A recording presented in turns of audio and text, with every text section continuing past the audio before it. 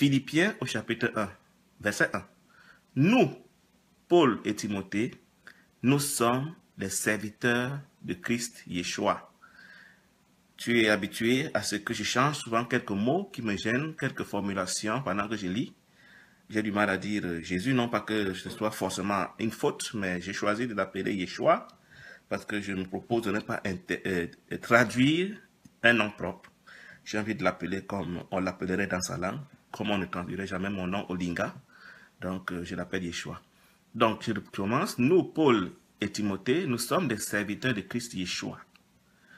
Nous écrivons à tous ceux qui appartiennent à Elohim, grâce au Christ Yeshua, à leurs responsables et à leurs diacres, qui se trouvent tous à Philippe. Ce premier verset se passe de tout commentaire. Paul est en train d'identifier qui est l'auteur de la lettre. C'est lui, Paul. Qui est en train de servir de secrétaire, certainement, c'est Timothée. Quelle est sa fonction? Ils sont tous deux des apôtres de Christ Yeshua. Il s'adresse à qui? Il s'adresse aux consacrés d'Elohim, à ceux qui appartiennent au royaume d'Elohim, à ceux qui sont des serviteurs d'Elohim et qui vivent tous à Philippe. Donc, que ce soit la grande foule des adhérents ou les diacres et les dirigeants, tous sont concernés par le contenu de la présente lettre de Paul. Verset 2. Que Elohim, notre Père, et Christ Yeshua, le Seigneur, vous bénisse et vous donne la paix. J'aime souvent rappeler que je ne peux te bénir que de ce que je dispose et que de ce qui peut vraiment te donner la joie et la paix. Les esprits, en l'occurrence Christ Yeshua, ce qu'il a de meilleur à te donner, c'est de lui-même, c'est-à-dire ses vertus, sa nature, sa puissance, son autorité. Et c'est son désir. Donc, quand ici Paul demande à Elohim de me bénir, certainement, il n'est pas en train de demander à Elohim de me donner la poubelle, la matière, la forme, les choses qui vont périr après quelques jours, quelques semaines, quelques années. Certainement, il est en train de dire qu'il prie pour qu'Elohim donne de lui-même aux Philippiens. Et quand ils auront dans Elohim, quand ils seront un avec Elohim, il va sentir qu'ils auront la paix que le monde ne peut jamais expérimenter. Parce que Christ dit, je vous donne ma paix, je vous laisse ma paix. Je ne vous donne pas une paix que le monde peut expérimenter. C'est une paix céleste, une paix permanente, une paix qui ne dépend ni des circonstances, ni des événements, ni de ce que j'ai, ni de ce que je n'ai pas, ni de ce qu'on m'a dit, ni de ce qu'on ne m'a pas dit. Donc c'est cette paix-là que Christ donne à ceux qui s'identifient à lui. Verset 3. Chaque fois que je pense à vous, mon cœur est plein de joie. Et je remercie Elohim. Pourquoi? Chaque fois que je prie pour vous, je prie avec beaucoup de joie. Verset 5. Parce que vous m'avez aidé à répandre la conscience de Christ dans l'univers de la forme depuis le premier jour où je vous ai rencontré jusqu'à maintenant. Voyez-vous, notre but sur la terre est de répandre la conscience de Christ dans l'univers de la forme. Pourquoi? Parce que la conscience adverse qui nous habite maintenant, que j'appelle la conscience égoïque ou la conscience diabolique, c'est la conscience qu'on pourrait résumer à chacun pour soi. J'ai failli dire Satan pour tous. Et la conscience de Christ qui est attendue, que nous espérons de tout cœur, c'est une conscience qui fera que nous serons tous un. Et bien, tu conviens avec moi si tu es moi, c'est-à-dire que je te considère comme mon enfant de 6 mois. Ça n'a rien à voir avec l'âge naturel, mais ça parle de la relation. Ou alors c'est toi qui me considères comme ton enfant de 6 mois, mais tu ne pourras jamais, et bien, me calomnier. Tu ne pourras jamais me détester. Tu ne pourras jamais me jalouser. Tu ne pourras jamais envier ce qui est à moi, entre guillemets. Encore que si nous sommes un, tout ce qui est à moi serait à toi. Du coup, quelle raison aurons-nous encore de faire des guerres? Quelle raison aurons-nous encore à nous faire du mal? Quelle raison aurons-nous encore à nous infliger des souffrances mutuellement? C'est cette conscience qui doit remplacer la conscience actuelle qui veut que chacun veuille devenir grand, chacun veut avoir tout l'argent du monde, chacun veut avoir tout le pouvoir du monde, chacun veut conquérir des espaces et au mépris, au détriment, au prix de la vie des autres. Donc, la conscience de l'ego, la conscience de la promotion, la conscience de la grandeur, la conscience d'avoir toujours plus, la conscience de toujours désirer, quitte à détruire les autres, qui est la conscience de Satan, celle qui gouverne tous les hommes maintenant. Et le Seigneur, Yeshua, est venu pour introduire une nouvelle conscience dans l'univers de la forme, la conscience du un. C'est ça qu'il dira à ses disciples. C'est quand on verra l'amour entre vous, il le dit dans Jean chapitre 13, verset 35, quand on verra l'amour entre vous, qu'on saura que vous êtes vraiment d'une autre conscience. Et plus loin, dans Jean 17, il leur dira à partir du verset 17 au verset 23, c'est quand vous serez un entre vous, comme je suis un avec mon Père, qu'on saura que vous êtes vraiment d'une autre conscience, vous appartenez vraiment à un autre royaume.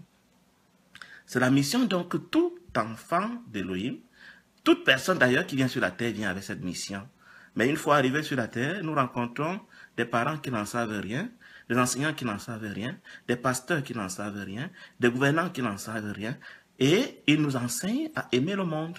Ils nous disent, mon enfant, tu es venu dans le monde pour réussir dans le monde.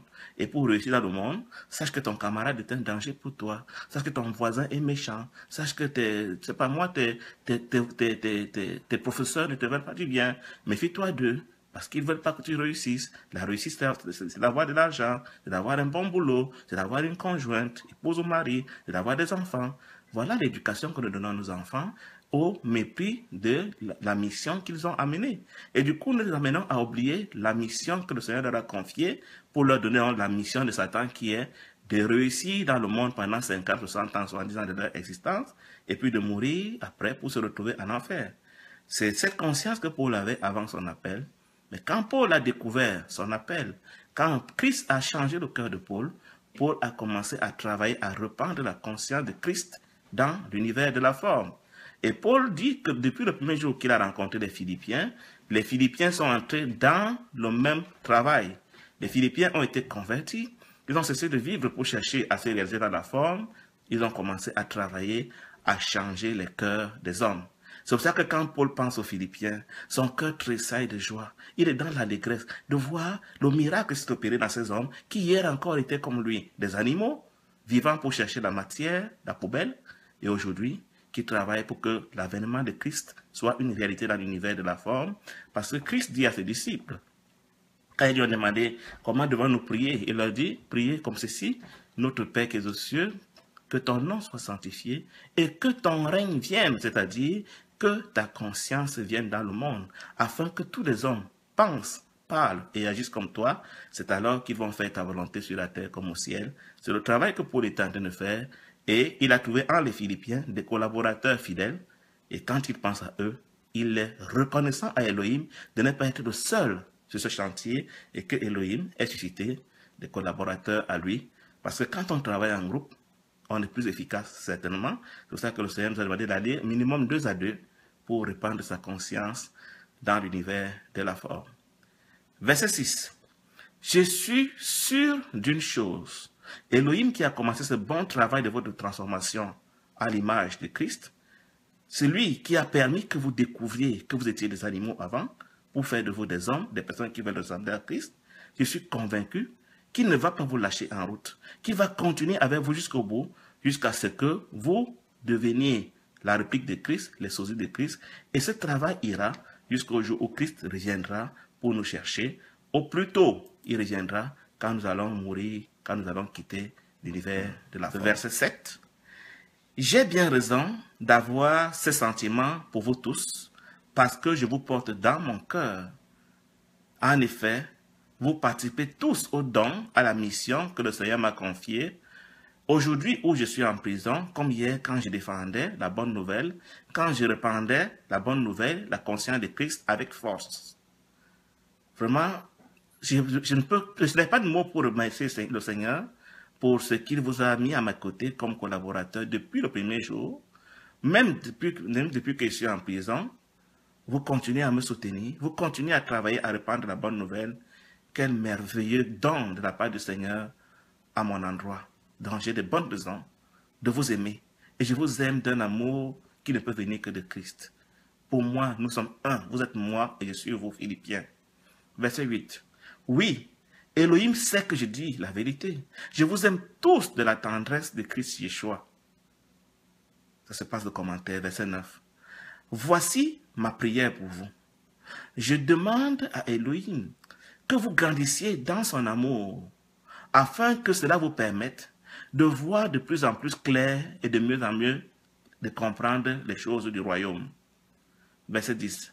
Alors vous pourrez juger de ce qui est le mieux. Vous saurez discerner les pensées qui vous viennent du souffle sacré pour rejeter les propositions de Satan qui sont motivées par l'ego.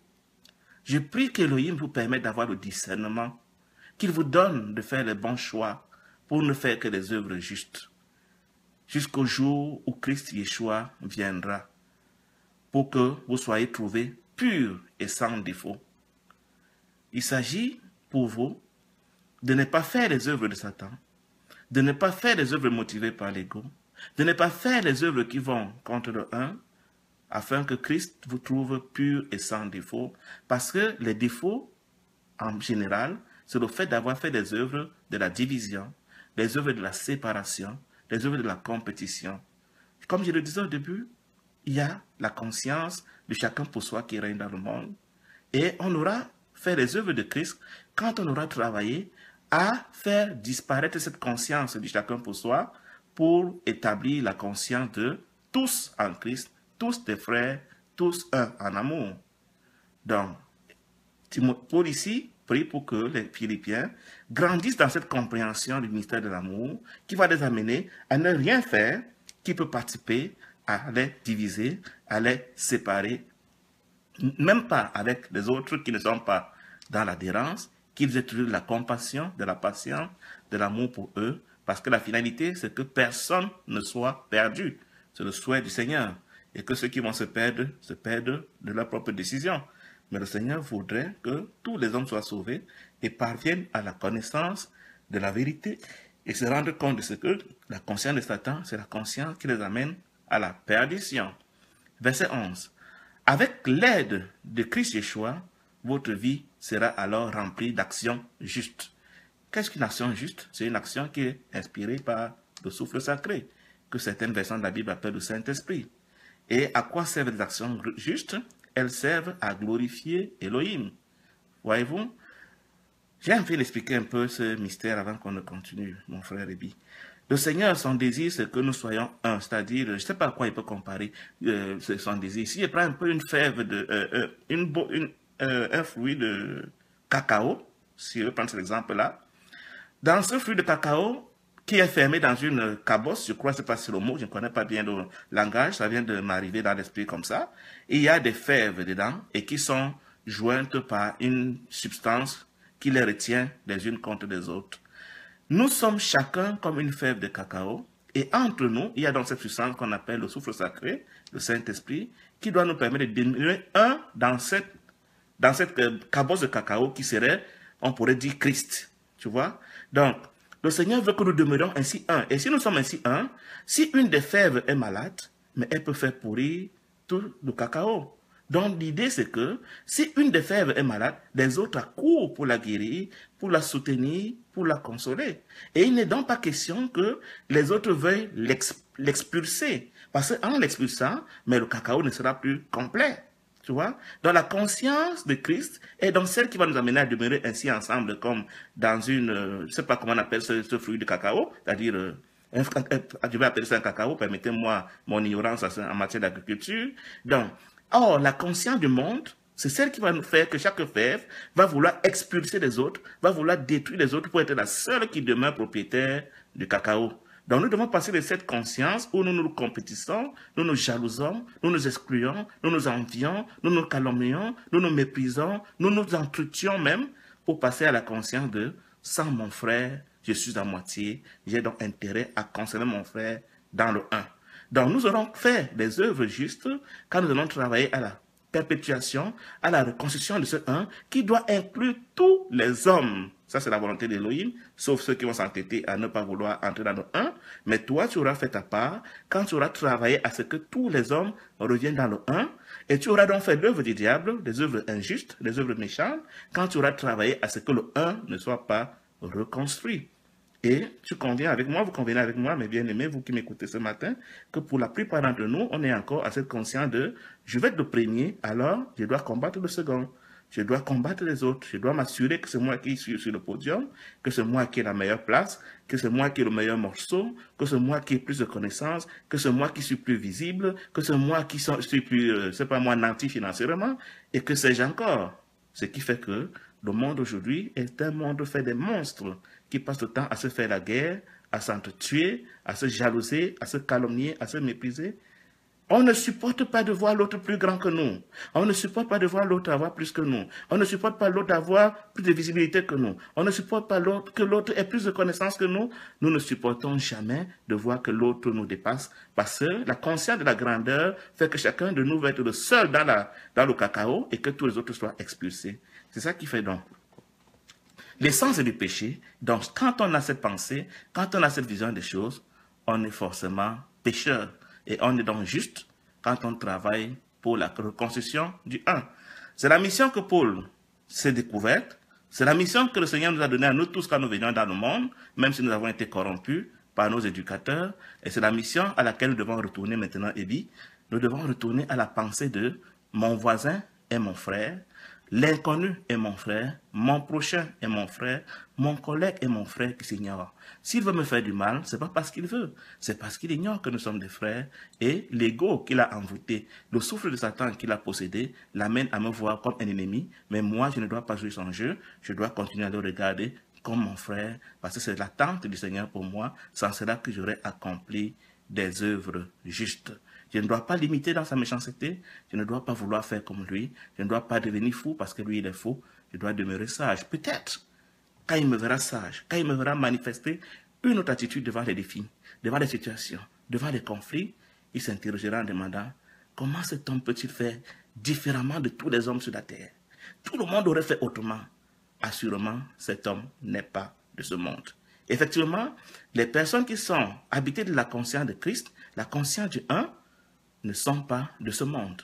Et elles sont très vite reconnues par ceux qui les observent, qui peuvent constater que ces personnes n'appartiennent pas à ce monde et elles vont automatiquement être expulsées des milieux du monde où on est dans la comédie, dans le cinéma, dans le spectacle, à jouer l'unité de la forme alors qu'on se méprise, on se calomnie, on se jalouse, on se compétit et que sais-je encore. Donc l'appel ce matin à nous, par la bouche du frère Paul dans Philippiens 1, c'est que nous changions de conscience. Nous passons de la conscience de la division, de la compétition, de la jalousie, pour entrer dans la conscience de Christ, la conscience d'Élohim qui veut que tous les hommes soient sauvés. Il les aime tous. Et puis tu seras surpris, mais Elohim aime même Alassane. Et puis, il te dit, Elohim aime même Ben Laden. Il aime même Hitler. Parce qu'il sait que ces gens ne sont pas méchants, parce qu'ils le veulent. Ils sont méchants parce que Satan les a envoûtés, Satan les a drogués, Satan les a possédés. Il suffit que tu pries pour eux, alors ils pourront être délivrés. Et s'ils sont délivrés, tu vas découvrir en eux des frères, des parents, des amis. Et c'est ainsi que le monde se. Le verset 12 où nous sommes arrêtés. Frères et sœurs dans l'adhérence à Christ, je veux vous dire une chose. En réalité, le fait que je sois en prison est une bonne chose. Parce que ça fait avancer l'évangile. Ça fait avancer la bonne nouvelle. Nous savons que tout concourt pour le bien de ceux qui aiment Elohim et sont appelés selon ses desseins. Donc même le fait que je me retrouve en prison, moi je suis convaincu que c'est parce que Elohim veut au travers de ma prison, mon séjour en prison, faire avancer sa conscience dans l'univers de la forme, veut que les gens qui ne l'auront jamais entendu autrement, si ce n'est par un prisonnier comme moi, entendent sa voix, entendent la bonne nouvelle, expérimentent une autre conscience, voient comment on peut vivre dans ce monde sans résister à ses bourreaux, sans être violent, sans être agressif, et que cela les amène à réfléchir. Verset 13. En effet, tous les fonctionnaires du gouverneur et toutes les autres personnes qui m'observent ici en prison savent maintenant que je suis en prison parce que je travaille à répandre la conscience de Christ dans l'univers de la forme. Ils peuvent voir à mon témoignage que je suis différent d'eux, que je ne suis pas là pour conquérir la matière, la forme, le temporel, mais que je suis là pour travailler à la transformation des cœurs des gens, à la transformation des consciences des gens. C'est cela que mon séjour en prison est certainement de la volonté d'Élohim qui voulait que le gouverneur et tous ses fonctionnaires et tous les gardiens de prison puissent expérimenter une autre conscience. Verset 14. Presque tous les adhérents, presque tous les frères et sœurs qui me voient en prison ont une plus grande confiance dans le Seigneur et se sentent plus zélés, plus hardis à répandre la bonne nouvelle. Ils voient quel prix on peut payer quand on veut répandre la bonne nouvelle. Ils me voient supporter la prison sans me plaindre, sans me lamenter, sans me soucier, sans m'inquiéter, à la limite avec joie, qu'ils se disent, waouh, si le frère Paul peut le faire, alors nous aussi on peut le faire. Si le frère Paul n'a pas peur de la prison, pourquoi nous on aurait peur de la prison? Et si le frère Paul n'a même pas peur de la mort, pourquoi aurions-nous peur de la mort? C'est en cela que l'exemple de Paul en prison devient un enseignement pour les frères qui l'observent et qui se trouvent ainsi le courage d'annoncer la bonne nouvelle avec 2 fois plus de courage. C'est ce que Paul nous dit au verset 14. Ils n'ont plus peur. Ils n'ont plus peur de leurs adversaires. Ils n'ont plus peur de la prison. Ils n'ont plus peur de la mort au corps physique. Ils n'ont plus peur du diable. Verset 15 à 17. Je sais que certains frères, entre guillemets, on peut les appeler frères entre guillemets, annoncent l'évangile pour des motifs divers. Il y en a qui le font pour reconstruire le un de l'univers, selon la volonté d'Élohim. Et eux, ceux-là, ils savent que je suis en prison pour la même cause. Nous sommes ensemble dans la reconstruction du un en Élohim par la puissance des souffles sacrés. Mais je dois vous dire qu'il y a d'autres qui font semblant d'annoncer la bonne nouvelle pour la reconstruction du un, mais en fait, ils viennent pour grappiller des territoires, ils viennent pour se faire leur petit royaume, ils viennent pour se faire leur petite entreprise, ils viennent pour se faire leur patrimoine au travers de la bonne nouvelle. Ils veulent s'opposer à moi. Ils trouvent en moi un danger, ils trouvent en moi un adversaire, ils trouvent en moi un compétiteur, parce qu'ils croient que je menace leurs intérêts. Ils annoncent le Christ pour des intérêts personnels. Leurs raisons sont malhonnêtes. Leurs motivations sont temporelles. Ils sont soutenus en cela par Satan, qui les utilise pour entrer dans la bergerie, jouant les véritables serviteurs, alors qu'ils viennent tout simplement pour se bâtir leur part du gâteau, pour se construire leur petite entreprise, pour se faire leur petit royaume, pour se faire un peuple sur lequel ils seront des dieux. Et en cela, ils voient en moi une menace, parce que la conscience que moi je porte, c'est une conscience qui va libérer les personnes qui la reçoivent de la captivité, de la servitude, de la manipulation. C'est pour ça qu'ils me combattent, c'est pour ça qu'ils me détestent. Ils croient qu'en le faisant, ils rendent mon séjour en prison plus difficile. En fait, c'est leur but. S'il n'y a qu'à eux, ils aimeraient que je dure toujours en prison, en espérant que, étant en prison, je ne pourrais pas continuer à travailler à l'éveil des consciences de mes frères et sœurs, à répandre la conscience de Christ dans le monde. Je ne pourrais pas continuer à répandre l'amour, à continuer à affranchir les hommes de la manipulation de l'ego, de la servitude de Satan et de l'exploitation que leur imposent les hommes qui sont plus avancés qu'eux et qui les utilisent donc comme du bétail. Verset 18. Leurs intentions peuvent être droites ou tordues, que ce soit ceux qui sont sincères ou que ceux qui ne sont pas sincères. Tant qu'ils prononcent le nom de Christ, ça me suffit. En tout cas, Christ n'est pas moins annoncé. C'est pourquoi je me réjouis que ce soit les pros, que ce soit les contras, tous ces gens-là, sans en rendre compte, surtout les adversaires, ils sont en train d'annoncer Christ parce que l'ennemi, Satan, fait ce qu'il fait, croyant qu'il fait mal au Seigneur, mais il le fait non seulement parce que le Seigneur le permet, mais il le fait en servant le Seigneur. Prenons le cas de Satan quand il va mettre Christ sur la croix. Mais lui, il va triompher, il va croire que le fait de l'avoir mis sur la croix, il a eu la victoire. Il ne comprenait pas que c'était la volonté d'Élohim déjà, que Christ aille sur la croix, et l'impact que cette mort de Christ sur la croix a est incommensurable. C'est même d'ailleurs par cette mise de Christ à la mort sur la croix qui l'a donné vainqueur. Parce que, pour quelques exemples, pourquoi est-ce que la croix nous donne la victoire? Christ, en allant sur la croix joyeusement, entre guillemets, nous a donné le courage que Paul est en train de donner à ses frères ici en allant en prison. Dans le modèle de Christ, nous a enlevé la peur de la mort. Donc, il nous a délivrés de la peur de la mort par laquelle Satan nous faisait le chantage avant. Nous le servions parce qu'on avait peur de mourir. Mais avec le modèle de Christ, on a compris que la mort n'est pas la fin. La mort n'est que le passage vers le retour, vers le Père. Du coup, beaucoup des adhérents aujourd'hui n'ont plus peur de la mort. Ils sont plus hardis, plus zélés à servir le Seigneur. Nous savons par ailleurs que La mort de Christ sur la croix, alors qu'il n'a jamais péché, était pour payer la rançon de notre faute. Parce que nous avions péché, notre sang n'était pas digne de compenser notre faute. Mais Christ qui lui n'a jamais péché, quand il meurt sur la croix, son sang, sa mort devient notre mort. Nous pouvons présenter sa mort au Seigneur pour dire, c'est vrai Seigneur, j'ai péché, et comme ta parole dit que le salaire du péché c'est la mort, alors je te présente la mort de Christ comme étant la mienne, parce que Christ et moi nous sommes un. Donc c'est là que Satan a fait une erreur grave en permettant que Christ aille sur la croix. S'il avait su le plan qui se cachait derrière la mise à mort de Christ, il n'aurait jamais accepté que Christ soit mis à mort. Il l'aurait protégé comme un œuf pour que nous ne soyons jamais sauvés. Donc ça nous montre les limites de Satan, de son intelligence. Ça nous montre que même ceux qui croient souvent combattre le Seigneur sont en train de le servir malgré eux. Et c'est ce que Paul dit ici. Il dit, il ne peut pas en vouloir à ceux qui servent dans un esprit de compétition, dans un esprit de jalousie, dans un esprit de méchanceté, dans un esprit de gain temporel. Christ n'en est pas moins annoncé. Verset 19, en effet, le résultat, je le connais. Je vais persévérer dans la marche, je vais persévérer dans le service, je vais persévérer dans l'adhérence à Elohim jusqu'à la fin, jusqu'au dernier jour. Et en cela, je sais que j'aurai le soutien, non seulement de vous, mes frères, mais aussi du souffle sacré, mais aussi de l'esprit de Christ Yeshua. C'est ce qui me donne la joie dans le cœur. C'est en cela que je crois que cette prison que je suis en train de vivre est la volonté d'Elohim et je ne peux nullement m'en plaindre, au contraire, verset 20, je lui rends grâce. Je désire que cela arrive et je l'espère vivement. Je ne regrette nullement pas. Au contraire, j'ai une grande confiance en ceci que je vais persévérer dans l'adhérence, dans la confiance au Seigneur. Je vais persévérer à le servir, quel que soit le prix à payer. Et je sais que je vais achever ma course. Et en cela, je compte, je sais que j'aurai le soutien, non seulement du souffle sacré, mais aussi le soutien de vos prières à vous, mes frères et sœurs. Aujourd'hui, comme toujours, le monde doit voir au travers de moi que Christ est grand, puissant et Seigneur. Je veux que ce soit par ma vie ou que par ma mort, le monde sache que Christ est Seigneur. Il est question que je le glorifie en toutes choses que je fais.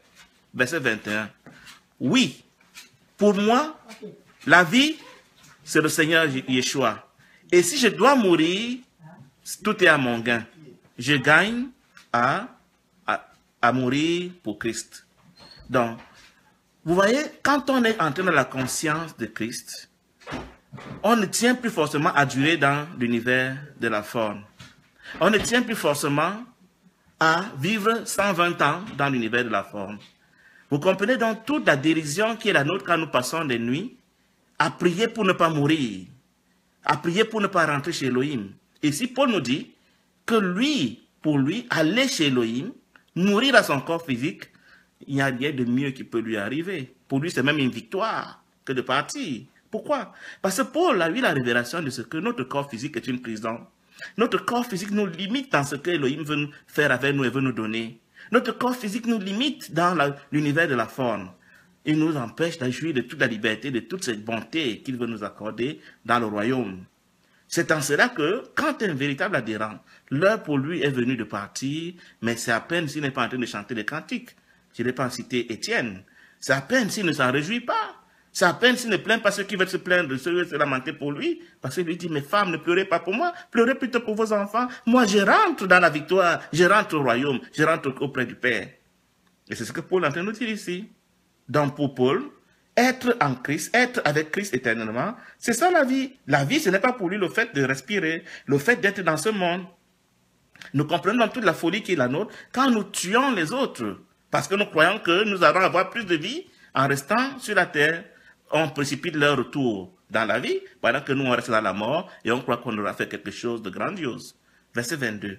Mais si le Seigneur veut que je continue à rester dans l'univers de la forme, pour vous être utile, pour vous accompagner dans votre croissance, pour vous aider à être transformé à son image, il n'y a pas de problème.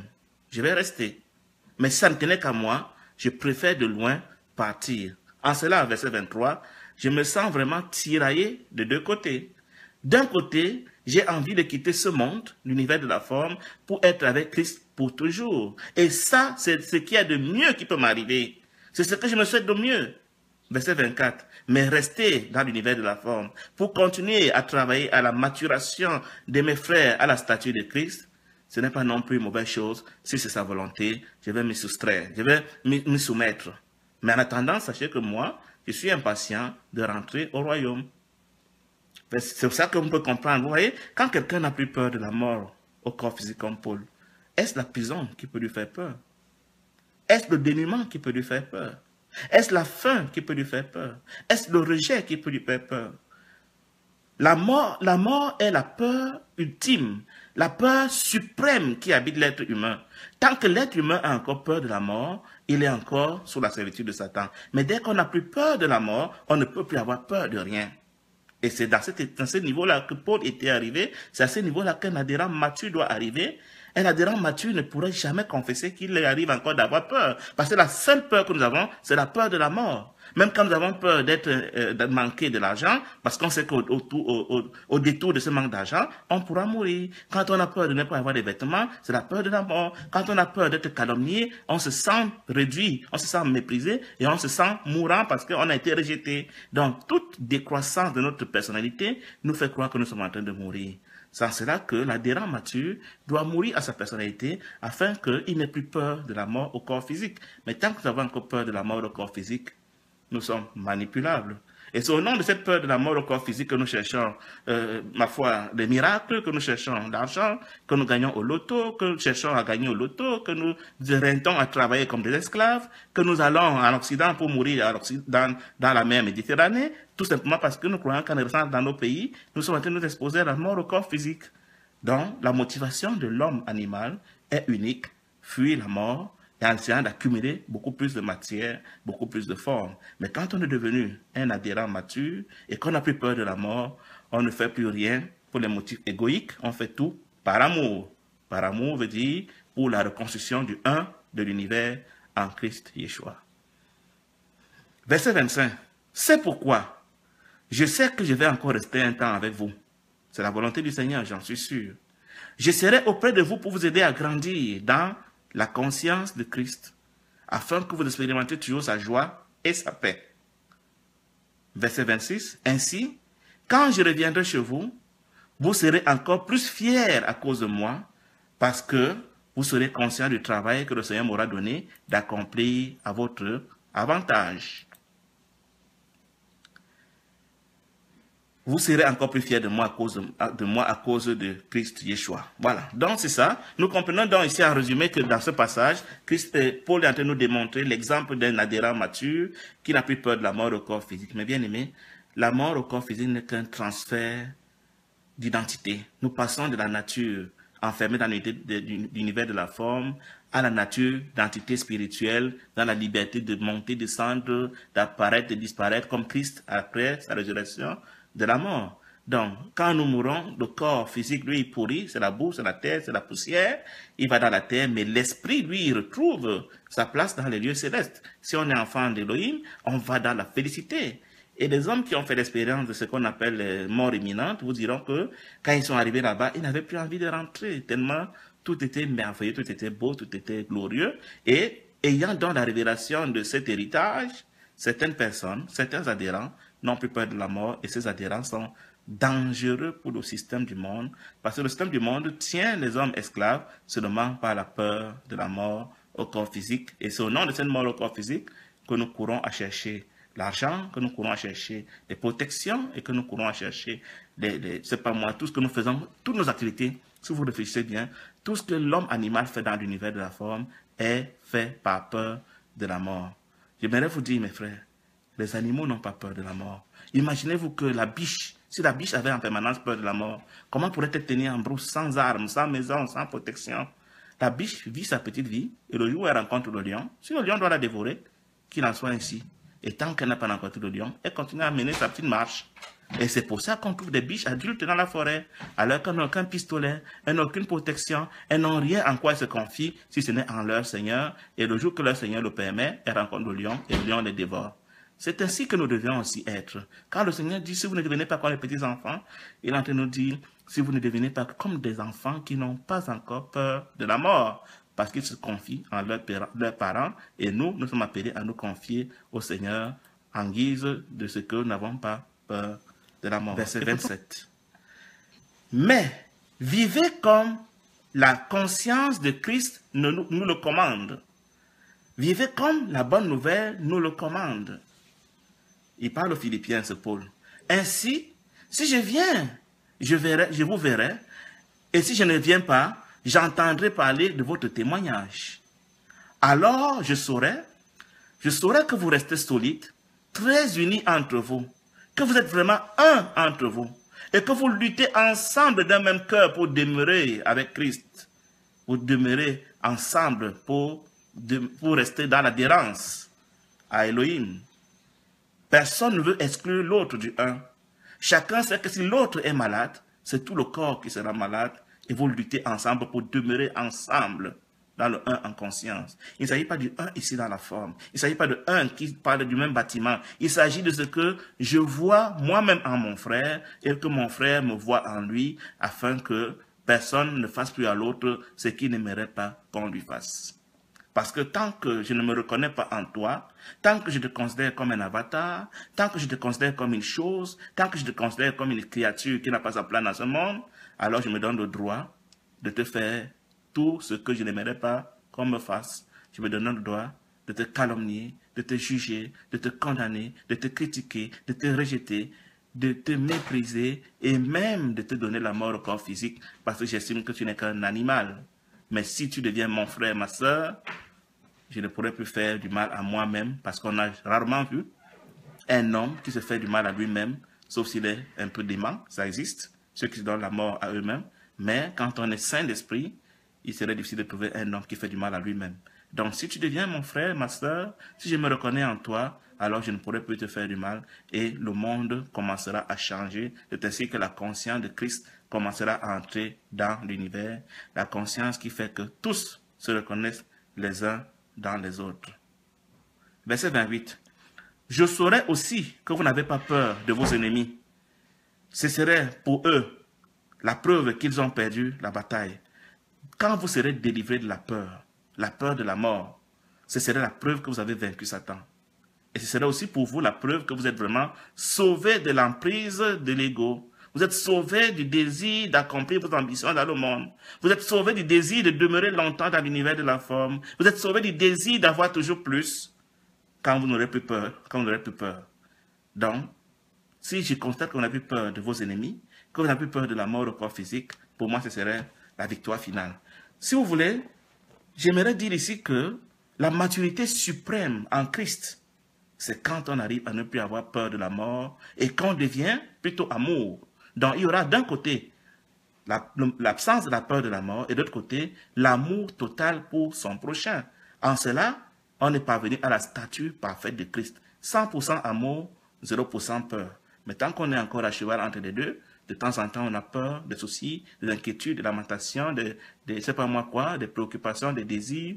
C'est signe qu'on n'est pas encore arrivé à la plénitude, c'est sûr qu'on n'est pas encore arrivé à la complétude, c'est sûr qu'on n'est pas encore arrivé à la perfection. Mais quand on entre dans l'amour 100%, on peut dire qu'on est parfait, on peut dire qu'on est le sosie de Christ. Et c'est le chemin sur lequel nous sommes tous, nous, les adhérents. Verset 29. Christ qui vous a donné non seulement de croire, c'est lui qui vous a donné non seulement de croire au Christ, mais encore de souffrir pour lui. Donc, c'est Elohim qui a ouvert votre esprit, c'est Elohim qui vous a attiré à lui. Il est écrit, nul ne peut venir à Christ si Elohim ne l'attire. Donc ici, Paul rend de l'action de grâce à Elohim au verset 29 en disant que c'est Elohim seul qui peut vous permettre d'adhérer au message de la bonne nouvelle. Parce que ce message, pour des oreilles qui sont perdues, est de la folie. Comment peut-on aimer son ennemi? Comment peut-on pardonner à celui qui a tué tant de concitoyens? Comment peut-on pardonner à celui qui nous a fait tant de mal? C'est de la folie pour celui qui n'adhère pas à Christ. Il n'y a qu'Elohim pour transformer un cœur, pour que nous passions de la tristesse, de la blessure, de la rancune, de l'amertume, du désir de vengeance, pour entrer dans le cœur de Christ, qui est le cœur du pardon sans limite, le cœur qui voit en tout homme son frère. Donc, c'est pour cela que, non seulement il vous a donné d'avoir l'amour de Christ, mais il vous a donné d'être prêt à souffrir pour lui. Verset 30. En effet, c'est le dernier verset, nous luttons ensemble, vous et moi. Autrefois, j'ai lutté sous vos yeux et je continue à lutter et vous le savez. Vous et moi, nous luttons pour la transformation des consciences des hommes. Nous luttons pour que Christ soit vu dans l'univers de la forme. Nous luttons pour qu'enfin la lumière du monde, le sel de la terre soit visible dans l'univers. Dans l'époque, vous m'avez vu lutter seul et aujourd'hui, vous êtes mes collaborateurs dans cette lutte. Je rends grâce au Seigneur pour cela. Persévérons dans la lutte, mes frères. Ça va aller petit à petit, mais au fur et à mesure que les gens vont entendre la bonne nouvelle, ils vont sortir donc de la conscience des ténèbres, la conscience de l'ego, la conscience de chacun pour soi, de Satan pour tous, pour entrer dans la conscience de tu es mon frère, je suis ton frère. Fin de Philippiens 1, nous allons écouter un cantique en attendant vos appels, si vous allez appeler. C'est à la fin de ce cantique que vous n'avez pas appelé, je constaterai que tout est clair, il n'y a pas à ajouter, il n'y a pas à corriger, il n'y a pas de témoignage, et on va se séparer. Bonjour, bonjour mon frère. Bonjour mon frère. Je te donne la parole. Moi, j'ai beaucoup parlé, donc je t'écoute. D'accord, c'est avec joie que je suis à table avec un invité qui, ô combien, s'est énormément investi dans l'accomplissement du projet de votre Père. Je rends grâce au Père pour cette possibilité d'écouter le partage ce matin. Hein? Et ce que j'ai vraiment retenu de cette exhortation qui nous concerne tous, c'est vraiment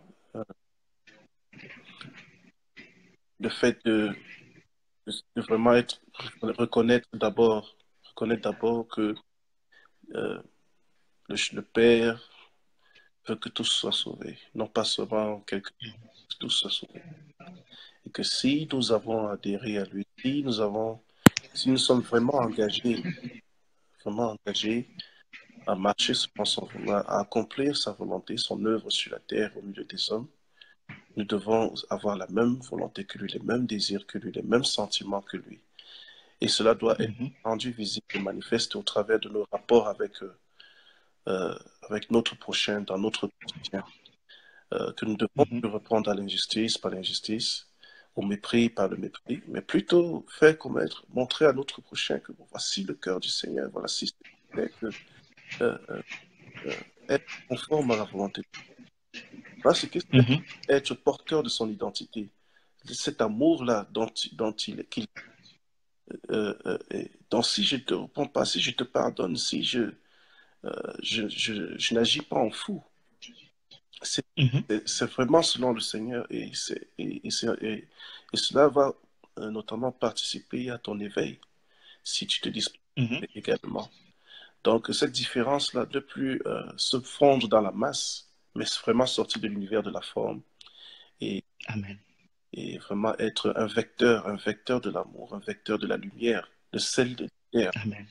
Donc, et Paul, justement, il dit, même étant en prison, il